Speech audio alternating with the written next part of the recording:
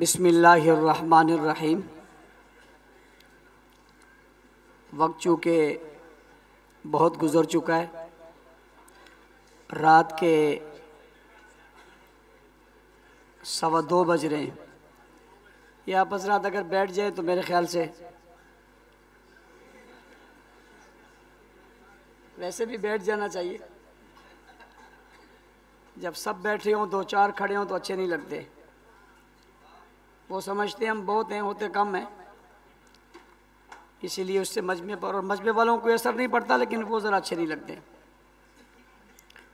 तो वक्त चूँकि काफ़ी गुज़र चुका है, मैं नहीं चाहता कि आपका मज़ीद वक्त लूँ। मैं आपकी इस बज़म में कई मरतबा आया हूँ और मैंने इस साल तो मैं लेट हो गया। पिछले साल मैंने मुकाबले में हिस्सा लेने वाले उन खुतबा और मुकर्रीन की तकरीरें सुनी थी। अनवी साहब, ईमानदारी की बात यह है कि उन्होंने इतनी खूबसूरत गुफ्तगुएँ की थी कम वक्त में, और इतना खूबसूरत उन्होंने मजमून बनाया था कि वो काबिल रश्क थे।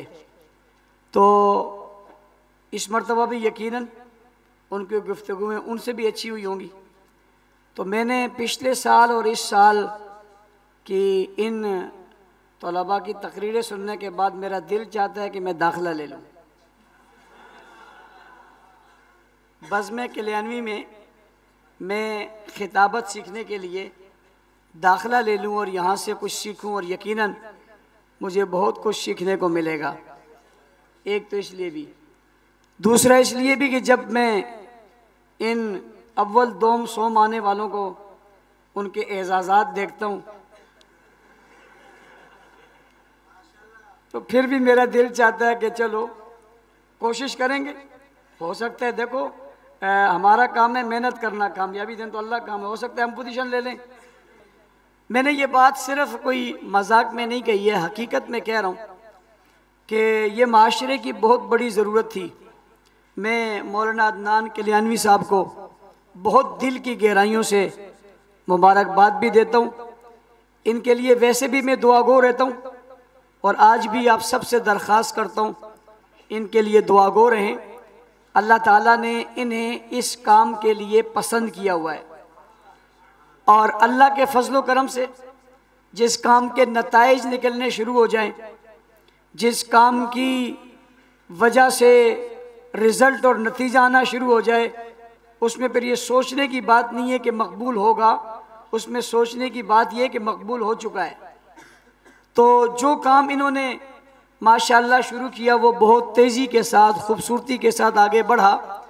इस मरतबा हैरत की बात यह है कि 700 के करीब तलबा जो मेरे इल्म में था वो दाखिले हुए और पढ़ते रहे। मौलाना रबनवाज हनफी साहब कह रहे थे कि असातिज़ा की तादाद बहुत है।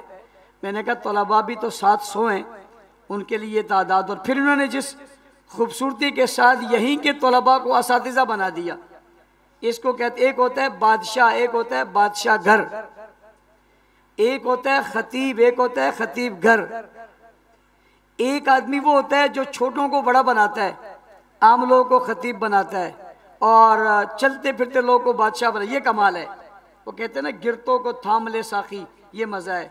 नशा पिलाकर गिराना तो सभी को आता है, मज़ा तो तब है, मज़ा तो तब है गिरतों को थाम ले साखी। मेरे चूँकि मेरे अशार ऐसे ही होते हैं, आगे पीछे होते रहते हैं। कोई अगर मनफी साहब के इस शेर की वजह से तबीयत पे असर पड़ा तो माजरत चाहूँगा। इससे अगली बात ये समझेंगे, देखें मैं हमेशा कहता रहता हूँ, आज फिर अपने अल्फाज दोहरा रहा हूँ कि काम करने से होगा। हाथ पर हाथ और टांग पर टांग रख कर बैठने से नहीं होगा, काम करने से होगा। आप मौलाना अदनान कल्याणी साहब से पूछिए कि आपने जब काम शुरू किया था तो कितने थे और आज कितने। मैं आपको ये बात बतौर पेशेनगोई समझ लें, ये बताने लगा हूं कि इंशाअल्लाह आने वाले वक्त में मैं देख रहा हूं कि ये पूरे मुल्क में ये कोर्स होगा। ये गिलगित में होगा, ये चतराल में होगा, ये कोहिस्तान में होगा, ये लाहौर में होगा, पेशावर में होगा। इसकी शाखें फैलेंगी इंशाअल्लाह।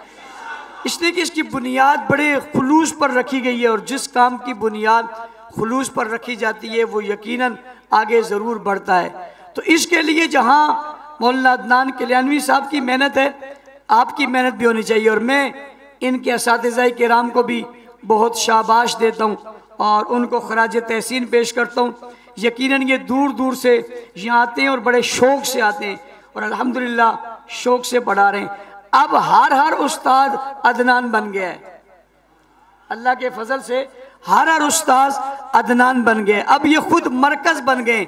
इंशाअल्लाह अज़ीज़ ये जहाँ जहाँ जाएंगे इन्होंने इस फन को जिंदा करने के लिए अपनी मेहनत वहाँ सर्फ करनी है और इस अंदाज को वहाँ अपनाना है कि जहाँ ये जाएंगे, आप जहाँ भी जाएं आप अंजुमन बन जाएं, जहाँ भी जाएं आप काफिला बन जाएं, आप जहाँ भी जाएं आप एक मजमा बन जाएं, आप जहाँ भी जाएं आप लोगों के लिए मरकज बन जाएं, आप जहाँ भी जाएं आप लोगों के लिए महवर बन जाएंगे। ये शख्स है जिसके गिर्द लोग हर वक्त जमा हो और उससे फैज़ लेते रहें।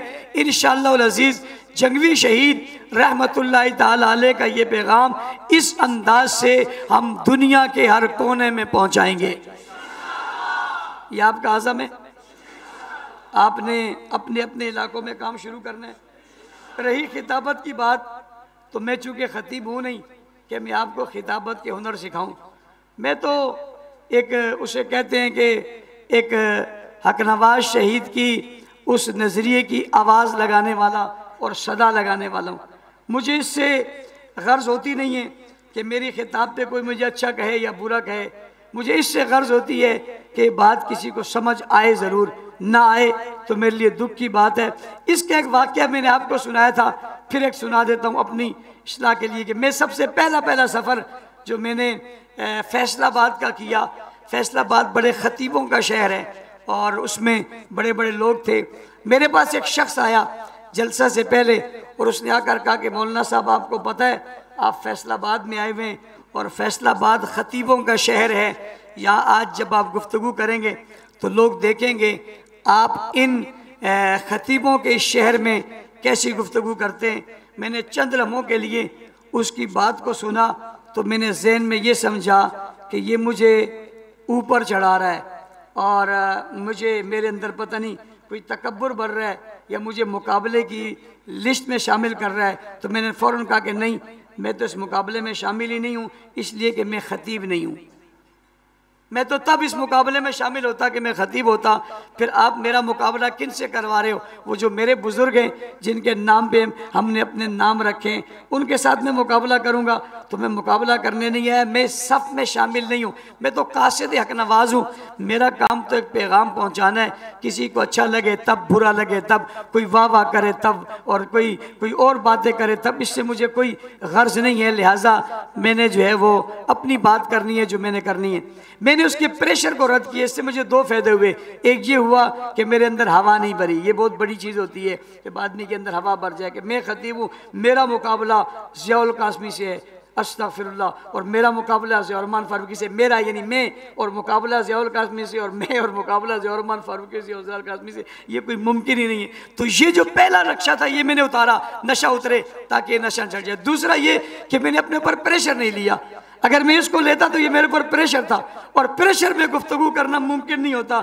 जब बहुत सारे हजरात बैठे हों और बड़े बैठे हों और आप गुफ्तगू करें तो बसाओकत बंदे को ये नहीं पता चलता कि शुरू कहाँ से करूं और गुफ्तगू कैसे करूं और क्या करूं। उनका प्रेशर होता है। जैसे वो कोई आदमी हाफिज़ हो और हाफिज़ कुरान जो है वो मुसल्ला सुना रहा है और हाफिज़ हो मेरी तरह कच्चा, और वहाँ पर तबलीगी जमात आ जाए और सब ने पगड़ियाँ बांधी, उनको आता है या नहीं आता, ये पहले प्रेशर में उन पगड़ियों से डर जाता है कि इसमें ज़रूर कोई होगा, और उस दिन उसको बुखार हो जाता है।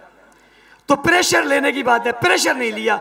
और प्रेशर नहीं लेकर मैंने कहा कि कोई बात नहीं, जब मैं मुकाबले में नहीं हूँ तो कोई मसला ही नहीं। मैंने गुफ्तगू की, मेरे पास वो फिर आया अपनी गुफ्तगू के बाद और उसने कहा कि माशाअल्लाह आपने बहुत अच्छी गुफ्तगू की है और आप वाकई ख़तीब हैं। मैंने उससे कहा कि आपकी पहली बात भी ठीक नहीं थी, दूसरी बात भी ठीक नहीं है। बात वही है मैंने कही है, मैं ख़तीब हूँ नहीं, मैं तो कासिद हूँ। मेरा काम है आवाज़ को पहुँचाना। जब एक मेरी आवाज़ पहुँचेगी और मैंने हक नवाज़ की आवाज़ को पहुँचाना है। आप भी अपने लिए ये जहन बना लें कि देखो बसाओकात कोई आदमी एतराज़ करता है, कुछ लोग उस एतराज से अपना दिल तोड़ बैठते हैं, उनका दिल टूट जाता है। मतलब किसी ने कहा तू क्या करता है, लगा रहता है, ये क्या लगे, मुझे लग कहते हैं लगे रहती हो, शुरू हो जाती हो, चुप ही नहीं होते हो, तो मैं क्या करूं, उसके बाद चुप हो जाऊं? नहीं, मैंने तो नहीं चुप होना, इसलिए कि मैंने उसकी बात का असर नहीं लेना। हाँ, एक बात ज़हन में रखो और हर मैदान में उस बात को ज़हन में रखो और अपने पल्ले बांध लो। वो मैं अपने दोस्तों को भी, वो ये बात कि अगर कोई आदमी आप पर एतराज करता है या आपसे इख्तलाफ करता है या आपको किसी बात की निशानदेही करता है कि आप ये गलत कर रहे हो, तो आपको क्या करना चाहिए? आपको लड़ना चाहिए, दलाइल देने चाहिए, मुकाबले में आना चाहिए, काम छोड़ देना चाहिए, क्या करना चाहिए? उसके लिए आपको एक बेहतरीन चीज बता रहा हूं। सबसे पहले ये सोचना चाहिए कि इस शख्स ने जो एतराज किया है ये खराबी मेरे अंदर है या नहीं है, ये कमी मेरे अंदर है या नहीं है।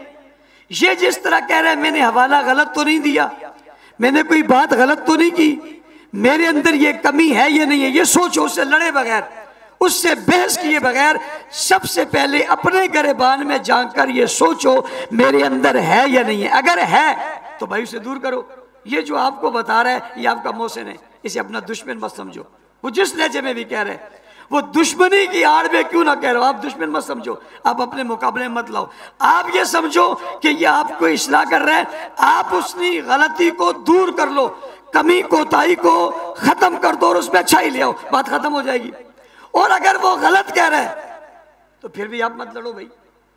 अगर वो गलत कह रहा है फिर भी आप मत लड़ो। जब आप सही हैं तो आपको परेशान होने की क्या जरूरत है?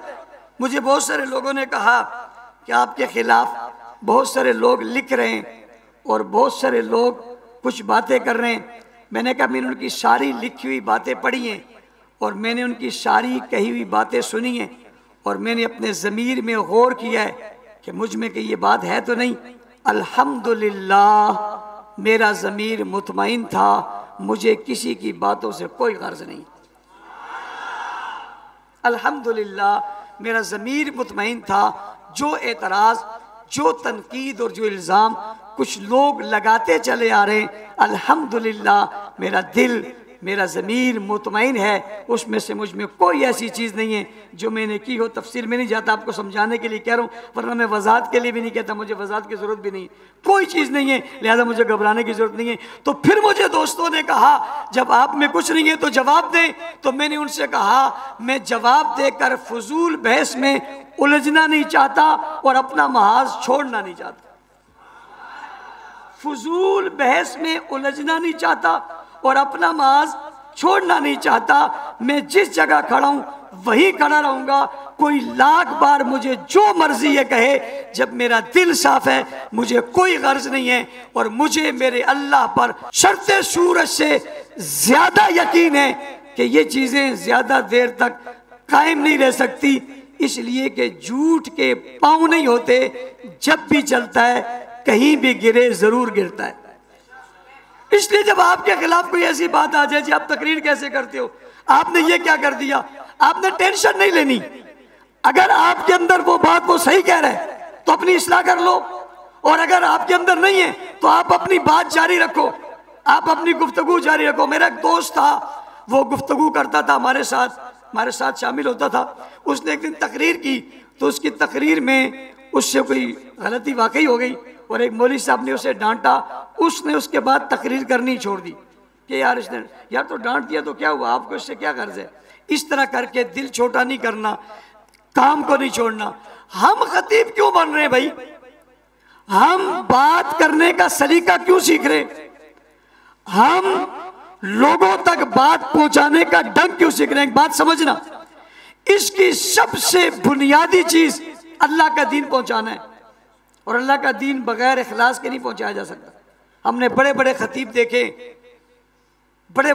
देखे जिन्होंने मुझे खुद कहा था कि मैंने अपनी खिताबत की वजह से दुनिया में लोहा मनवाया, आज उसे उसके गांव के लोग नहीं बुलाते।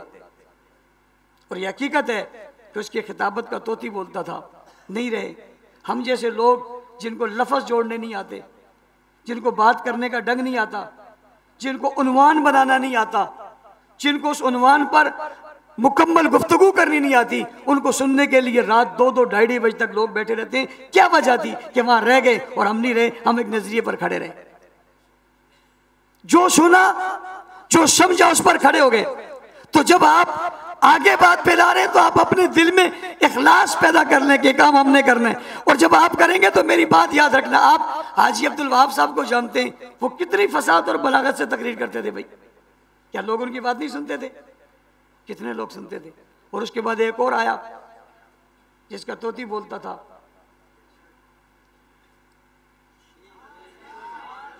मुझे नाम लेने की जरूरत नहीं, मैं हर किसी का नाम लिया भी नहीं करता और अपनों के हवाले से मैं वैसे ही बहुत मोहतात हूं, लेकिन मैं एक मिसाल दे रहा हूं। हाजी अब्दुल वहाब साहब की गुफ्तगू, वो सो नहीं जाते थे बीच में, वो फिर जाग नहीं जाते थे। उनकी गुफ्तगू आखिर जमाने में समझ भी नहीं आती थी, लोग फिर भी बैठते थे नहीं बैठते थे। एक फसीह बड़ी बड़ा खतीब जिसकी खिताबत के अल्फाज, जुमले, अशार, अंदाज, लहजा, बॉडी लैंग्वेज, आए हाय क्या बात है, कहां है, किधर है? अपनी नजरिए पर कायम रहना। तो दिल के अंदर जो बात है वह इखलास वाली, उसको सामने रखना है और अपने नजरिए पर कायम। आप कुछ नहीं कह सकते लेकिन आप बहुत कुछ कह सकते हैं। आप कुछ नहीं है मगर आप बहुत कुछ हैं। आप में कुछ नहीं है मगर बहुत कुछ है। भाई कुछ नहीं है ये आप कह रहे हैं, बहुत कुछ है ये लोग कह रहे हैं। आप कुछ नहीं है ये आप समझे, आप में बहुत कुछ है ये लोग समझे। मैं आपको ईमानदारी की बात आज बता रहा हूं, ईमानदारी से। ये जो अभी मैंने पंजाब का दौरा किया और बड़े बड़े इज्तिमात हुए, बड़े बड़े इज्तिमात, जब मजमा उरूज पे होता था और मैं स्टेज पे बैठा होता था, हजरात उलमाए किराम आपके लिए ज़्यादा है, मैं पानी पानी होता था, मुझे शर्मिंदगी सी होती थी। इतने बड़ा मजमा और मैं हूँ, काश कोई हक नवाज होता, आज और अमान होता, आज इशार होता, आज़म तारिक होता, इतने बड़े से मजमे से गुफ्तगू करने के लिए अली शेर हैदरी होता। या अल्लाह, हम बैठे, हम गुफ्तगू करेंगे, ये लोग मेरी गुफ्तगू सुनेंगे, मैं क्या कहूंगा? मैं क्या हूं? मैं तो अंदर से खाली हूं। मेरे अंदर क्या है? मैं बड़ी सच्चाई के साथ ये बात कह रहा हूं। इस स्टेज पर बैठे उलमा सब मुझसे अच्छी गुफ्तगू कर लेते हैं, सब मुझसे अच्छा मजमून बना लेते हैं। पता नहीं लोग क्यों मेरी बात को सुनते हैं। मैं शर्मिंदा होता था कि या अल्लाह, इतना बड़ा मजमा, इतने बड़े लोग, आज आप इतने लोग बैठे हैं, इतने उलमा बैठे हैं, यहाँ कोई माहिर आदमी होता, आपको कोई बात बताता, आप उस पर अमल करते, आप दुनिया के कीमती लोग बनते। इतने लोग आए हमारी मोहब्बत में और हम उन्हें कुछ दे नहीं सकते, तो हम में कुछ नहीं है और आपको भी कहना चाहिए और हकीकत में भी कुछ नहीं है। लोग कहें कुछ है, जब आदमी खुद कहे कि मैं खतीब हूँ, आदमी खुद में मुझ में बहुत कुछ है, तो मैं समझता इसमें कुछ भी नहीं। और यही मैं लोगों को मारती है, इसी में से लोग मरते हैं। जिन लोगों ने यहाँ पोजीशन ली वो काबिल रश्क है, लेकिन मेरी नज़र में वो ज़्यादा काबिल रश्क है जिसको बोलना तो नहीं आया लेकिन उसने छोड़ा नहीं, जिसको बोलना तो नहीं आया लेकिन उसने छोड़ा नहीं। वो हिम्मत हार कर भागा नहीं, इसको तो आता था ना, इसने तो सीखा हुआ था। जिसको कुछ नहीं आता था वो भी खड़ा तो हुआ, अपने उस्ताद के सामने ऐसा तो खड़ा हुआ, उसने अपनी मश्क तो की, सुनाया तो सही। वो काबिल रश्क है, वो काबिल फख्र है। जिन्हें इनाम मिला ये काबिल कद्र है, मेरी नजर में जिन्हें नहीं मिला वो उससे ज्यादा काबिल कद्र है। वो हिम्मत नहीं हार रहे और वो हिम्मत करेंगे तो आइंदा इनाम वो भी लेंगे। ये तो एक रस्म है कि एक तरतीब है आपको समझाने की। मेरे पास में होता तो मैं जिसको बिल्कुल तकरीर नहीं आती उसे कुछ देता, कोई बात नहीं, तो आया तो है, ये इनाम तेरा है। तो ये ज़ौक़ बढ़ाने के लिए और शौक़ बढ़ाने के लिए हज़रत अदनान कलियानी साहब को अल्लाह ताला बहुत जज़ाए खैर दे, बहुत जज़ाए खैर दे। उम्मत की तरफ से बहुत ज़रूरत है इस वक्त। आखिरी बात समझना, इस वक्त मुकाबला जो है वो मुकालमे का है, मुकाबला मुकालमे का। कौन अपना नुक्ता नज़र खूबसूरत अंदाज में रखता है। लोग इस वक्त मुतवज्जे, सोशल मीडिया के हथियार हमारे पास है, बात पहुंचाना आसान हो गया है, बात फैलाना आसान हो गया है।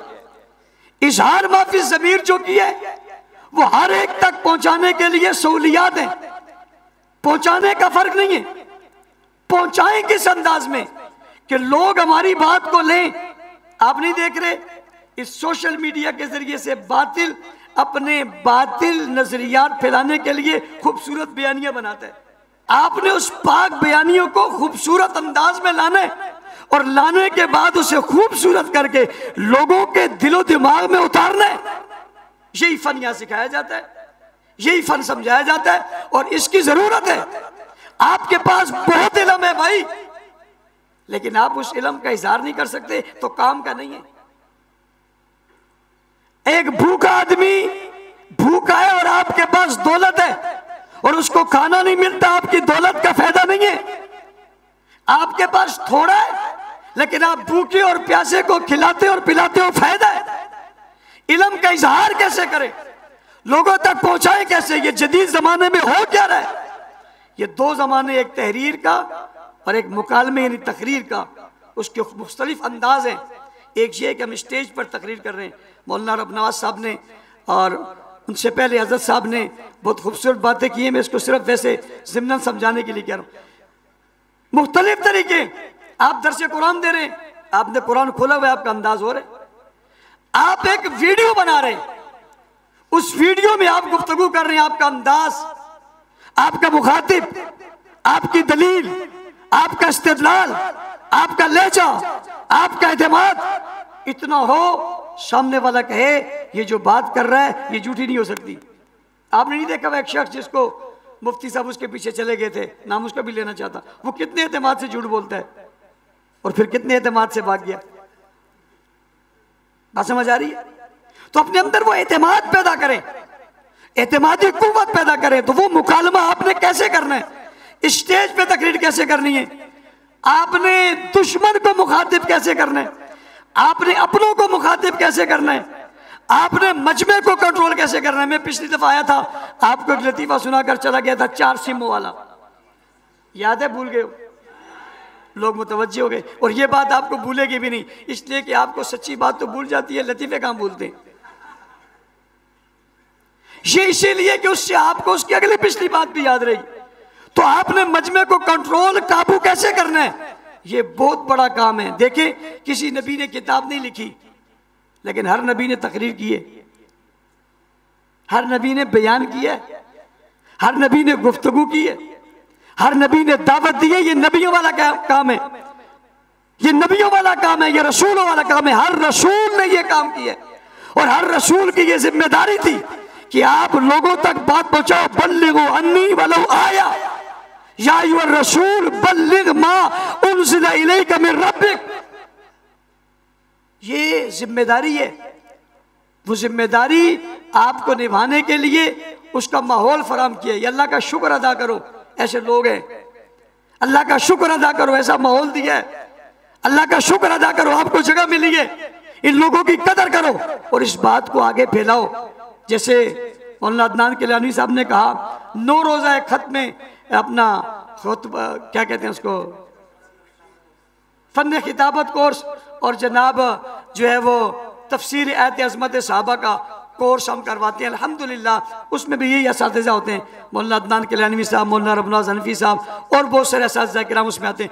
उसमें भी कोशिश करोगे जब आपके वफाक के इम्तिहान ख़त्म हो जाए और आप फ़ौरन वहाँ पहुँचे, हम उसका बड़ा एहतमाम करते हैं, बड़ी खूबसूरत माहौल बनाते हैं, इसीलिए ताकि वहाँ भी आप सिक्योर हो। मुसलसल चूँकि 9 दिन होते हैं, उसमें बातिल फ़िरकों के ख़िलाफ़ भी बताया जाता है और आपको बात करने का ढंग और उसूल भी सिखाया जाता है, उसमें भी आए। और जो उलमा यहाँ मौजूद हैं उन्हें मैं दावत दूंगा, तखस्सुस फिद दावा व तहकीक। आपको पता है यहाँ स्टेज पर बहुत सारे हमारे तखस्सुस के उलमा अभी के भी हैं और साबका भी हैं जो यहाँ मौजूद हैं। वो अपनी, उन्हें कितना फ़ायदा हो रहा है उनसे आप ज़रूर पूछिएगा और उनकी गुफ्तगुएँ जो आप आ रही हैं वो आप सुन भी रहे होंगे। यहाँ तक के दुश्मन उनसे परेशान है और वो कहते हैं हमें गालियाँ देते हैं, जवाब नहीं दे सकते, कहते हैं हमें गालियाँ देते हैं। हर सवाल के जवाब में उनका क्लिप आ रहा है, लोग परेशान थे, जवाब नहीं मिलता था, अब वो परेशान है, उन्हें सर छुपाने की जगह नहीं मिलती। तो काम करने से होगा। जो मौका मिला है उसको ज़ाया मत करें। जिन बच्चों ने इनाम लिया मैं उन्हें भी मुबारकबाद पेश करता हूँ। जो कोर्स में शामिल हुए हर शामिल होने वाले फ़र्द को मैं मुबारकबाद देता हूँ। आपने 7 दिनों में यहाँ सीखा है। आपने रोज़ाना इसकी प्रैक्टिस करनी है। आपने रोज़ाना अपने अंदर मजमा बनाकर एक तकरीर करनी है। आपने रोज़ाना चलते फिरते गुफ्तगू का स्टाइल अपनाना है। कहीं आपको कोई कमरा मिल जाए, सामने शीशा मिल जाए, उसमें आप प्रैक्टिस करते हुए कुछ गुफ्तगू भी करें। जुल्फ़कार अली भुट्टो दरवाज़ा बंद करके पहले कमरे में तकरीर किया करता था, जब उसको आ गई फिर मैदानों में करता था। इसलिए आप उसकी प्रैक्टिस भी करें। आप अच्छे खतीबों को सुनें जो आपको पसंद है। आप उनका लबो लहजा इख्तियार करने की कोशिश ज़रूर करें। पूरा उनकी तरफ न जाएं। अपने अल्फाज खुद बनाने की कोशिश करें। आप अपनी तकरीर खुद तैयार करें। आपने एक तकरीर ले ली, उसको उन्वान ले लिया, उस पर कुरान लेकर आएँ, उस पर हदीस लेकर आएँ, उस पर जो अपने अकाबिर उनके अकवाल लेकर आएँ, आप उस पर अशार लेकर आएँ, आप उस पर मिसालें लेकर आएँ। इन तमाम चीज़ों पर 7-7 मिनट की मुख्तलिफ उन्वानात पर ख़ुद तकरीर बनाएँ और बनाने के बाद उसे करें। 1 लिखें, 2 लिखें, इससे 2 फ़ायदा होंगे। जब आप लिखना शुरू करेंगे आपकी तहरीर भी ठीक हो जाएगी, आपकी तकरीर भी ठीक हो जाएगी। आप लिखना भी जानते होंगे और आप उस तकरीर को करना भी जानते होंगे। तो ये जो आपको सिखाया है इसकी प्रैक्टिस करना शुरू कर दें कि आप कैसे करेंगे। यही नहीं कि यहाँ जो सीखा है वह इसके बाद नहीं करना, इस पर मुस्तकिल आपने मेहनत करनी है। करेंगे ना इंशाअल्लाह? सब खतीब बनेंगे। बाज ने तो हाथ ही नहीं उठाया, बाज ने मुंह भी नहीं खोला। सब बनेंगे इंशाअल्लाह। अल्लाह ताला आपके जज्बे को कबूल फरमाए, इस बज़म को हमेशा कायम और दायम रखे। मैं वहाँ शो के खिताबत कॉन्फ्रेंस लिखा हुआ देता हूँ। मैंने मौलाना अदनान कल्याणी साहब से कान में कहा, आप शो के खिताबत करवाते हो, मेरा दिल चाहता है मैं शो के शहादत करवाऊँ। दिल चाहता है शो के शहादत करवाऊँ। खतीब भी बनना चाहिए, बाबा शहीद भी बनना चाहिए। ये दुआ भी किया करो। अपने लिए कम किया करो, मेरे लिए ज़्यादा किया करो। आपको इसकी शायद, आप तो वैसे भी आपके पास बहुत कुछ है, हमारे पास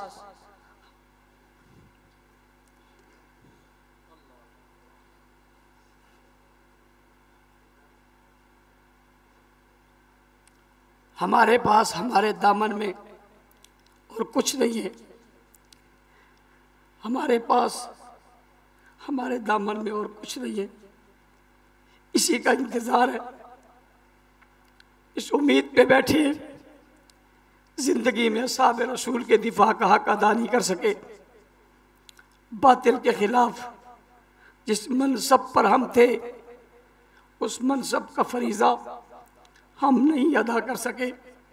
इस उम्मीद पे हैं, इस नज़रिए पे जाम देंगे तो बख्शिश हो जाएगी, वो जहान अच्छा हो जाएगा। अपनी दुआओं में, अपने रोज़मर्रा के मामूलात में या अपने आप को याद रखें। माई ज़कीर, फ़कीर और आसी को ज़रूर याद रखें। और मेरी ये शहादत की दुआ आप कभी मत भूलिएगा। अल्लाह ताला आपके इन जज्बों को, आपकी इस मेहनत को और आपके इस वलवले को अपनी बारगाह में कबूल फरमाए। रात का आखिरी पहर है, अल्लाह की जो नज़र है और जज्बा जो है वो नज़र इस वक्त हमारी तरफ मुतवज्जे है। हम सबको दीन मतीन के लिए, मेहनत के लिए अगर अल्लाह कबूल करेगा तो अल्लाह की हमारे ऊपर मेहरबानी होगी। अल्लाह ताला आपकी इस मेहनत को, मौलाना अदनान कल्याणी साहब की इस मेहनत को कबूल फरमाए। अल्लाह ने लंबी इज्जत वाली और अजमत वाली और मेहनत वाली ज़िंदगी नसीब फरमाए। मौलाना रब नवाज साहब, हमारे मौलाना ताज साहब, मौलाना अहमद लुधियानी साहब, उस्मानी साहब, रहमानी साहब, अल्लाह ताला इन सब की ज़िंदगियों में बरकत अता फरमाए। हम जब तक ज़िंदा रहें हमें अपने नज़रिए और काज पर अल्लाह मेहनत करने की तौफीक अता फरमाए। जब इस दुनिया से जाएँ अल्लाह में शहादत की मौत नसीब फरमाए। अल्लाहुम्मा सल्लि अला मुहम्मद व अला मुहम्मद कमा सल्लैता अला इब्राहीम व अला आलि इब्राहीम इन्नका हमीदुम मजीद। अल्लाहुम्मा बारिक अला मुहम्मद व अला आलि मुहम्मद कमा बारकता अला इब्राहीम व अला आलि इब्राहीम इन्नका हमीदुम मजीद। रब्बना ज़लमना अनफुसना व इल्लम तग़फ़िर लना व तरहमना लनकुनन्ना मिनल ख़ासिरीन। ला इलाहा इल्लल्लाह वहदहु ला शरीका लह अहदन समदन लम यलिद व लम यूलद व लम यकुल लहु कुफुवन अहद। इलाहुल आलमीन, ये मदरसे के तलबा पढ़ने के लिए निकले हुए हैं। यहाँ पर जुमेरात का दिन इनकी छुट्टी का दिन है। इनने वो दिन भी आपके रास्ते में दिया। अल्लाह इनके आने को कबूल फरमा। जो मेहनत इनने की, इनकी मेहनत को कबूल फरमा। इनके दिल और ज़बान को जारी फरमा। अल्लाह इनकी इस कोशिश और काविश को कबूल फरमा। हमारे उलमा ने यहाँ मेहनत की, मौलाना अदनान कलवानी साहब, इनकी पूरी टीम, दोस्त व अहबाब, अल्लाह इन सबको जज़ाए खैर अता फरमा। जितने इनामात इन्होंने दिए, यकीनन किसी अहले खैर ने इनके साथ ताउन किया। अल्लाह उनके इस ताउन को कबूल फरमा। जो लोग इसमें बढ़ चढ़ कर हिस्सा ले रहे, अल्लाह उन्हें जज़ाए खैर अता फरमा। इस गे गुजरे दौर में जो लोग ये मेहनत कर रहे हैं, अल्लाह इनकी मेहनत को कबूल फरमा। अल्लाह जिन साथियों ने मेहनत की और कोशिश की यहाँ तक आ गए, इन्हें अल्लाह आप ख़तीब बनाएँ, अदीब बनाएँ, मुदर्रिस बनाएँ, मुत्तकी और परहेज़गार बनाएँ। अल्लाह इस वक़्त की इनकी तमाम दुआओं को अल्लाह तो कबूल फरमा। अल्लाह इनकी तमाम दुआओं को कबूल फरमा। दिल की तमाम आरज़ुओं को कबूल फरमा। इस बज़म को या अल्लाह तो दिन दुगनी रात चुगनी तरक्की नसीब फरमा। इलाहुल आलमीन, या रब्बल आलमीन, जहाँ जहाँ जो जो इदारे, हमारे इदारे समेत जो हम कोशिश कर रहे हैं, जो हम चाह रहे हैं, अल्लाह तो हमारी कोशिश और चाहत को कबूल फरमा। बातिल के लिए कमज़ोर होकर हम जो मेहनत कर रहे हैं, अल्लाह हम समझते हैं हमारी मेहनत कुछ नहीं है, लेकिन अल्लाह तेरी बरकत और तेरी रहमत की नज़र आ गई और तेरी मदद और नुसरत आ गई। अल्लाह लोगों के सरों पे मुल्कों की कुव्वत है, अल्लाह हमारे सर पे तो तुझे से मालिकुल मुल्क की कुव्वत है। अल्लाह तो अपनी मदद और नुसरत हमारे साथ शामिल हाल फरमा। हमें अपने काज में और काम में कामयाबियाँ और कामरानियाँ नसीब फरमा। हमें इस रास्ते पे या अल्लाह हमेशा चलते रहने की तौफीक अता फरमा। हमारे पाँव में या अल्लाह कहीं लग़ज़िश ना आए, हमारे ज़मीरों में कहीं मुर्दापन ना आए, अल्लाह हमारी सोचों में गलत बात ना आए। अल्लाह जिस नज़रिए पे वो अल्लाह का नवाज ने हमें खड़ा किया था, उसी पर जिस तरह हम कायम हैं, इसी पर तो हमें कायम रख। इस मुल्क में वो गुस्ताखान रसूल और गुस्ताखान सहाबा जो आज भी मौजूद हैं, उनके लिए आईनी और कानूनी जद्दोजहद करने की हमें तौफीक अता फरमा। हम जो ये अफराद तैयार कर रहे हैं, जिस मेहनत में लगे हुए, इसमें तू बरकत अता फरमा। इनके बयान में, इनकी बात में, इनके अमल में बरकत अता फरमा। हमें पक्का सच्चा नमाजी बना, दीनदार और मुत्तकी बना। अपने हबीब सल्लल्लाहु अलैहि वसल्लम की सच्ची मोहब्बत नसीब फरमा। अल्लाह सहाबाए किराम अहले बैत अज़्ज़ाम की इज़्ज़त और इफ़्फ़त के लिए हमें कबूल फरमा। उनके नक्शे पा पर चलने की तौफीक अता फरमा। या अल्लाह हमें गुफ्तार के बजाय किरदार का गाजी बना। या अल्लाह रफ्तार का गाजी बना। या अल्लाह हमें अमल का गाजी बना। या अल्लाह हमें हर मैदान में मेहनत करने की तौफीक अता फरमा और सुरखरू फरमा और कामयाबियाँ नसीब फरमा। हर तालिब इल्म यहाँ हुआ है, हर तालिब इल्म को गोरे नायाब बना। या अल्लाह गोरे नायाब बना, इनसे दुनिया में दीन का काम ले ले और आखिरत में अजर अजीम अता फरमा। जो लोग लापता हैं, अल्लाह उन्हें बाजियाबियाँ नसीब फरमा। जो गिरफ्तार हैं, अल्लाह उन्हें रिहाइयाँ नसीब फरमा। जो लोग शहीद हो गए, अल्लाह उनके दर्जात को बुलंद फरमा। हमें उनके नक्शे पा पर चलने की तौफीक अता फरमा। उनके घरों की कफालत करने की हमें तौफीक अता फरमा। हमें और हमारे लोगों को आपस में मोहब्बतें अता फरमा। हमें नफ़रतों से और कदूरतों से दूर फरमा। अल्लाह तो हमारी तमाम दिल की हाजतों को पूरा फरमा और तमाम ज़रूरियात को पूरा फरमा। व सल्लल्लाहु ताला अला खैरि खल्क़ि मुहम्मद व अला आलिहि व अस्हाबिहि व अज़वाजिहि अजमाइन बिरहमतिका या अरहम।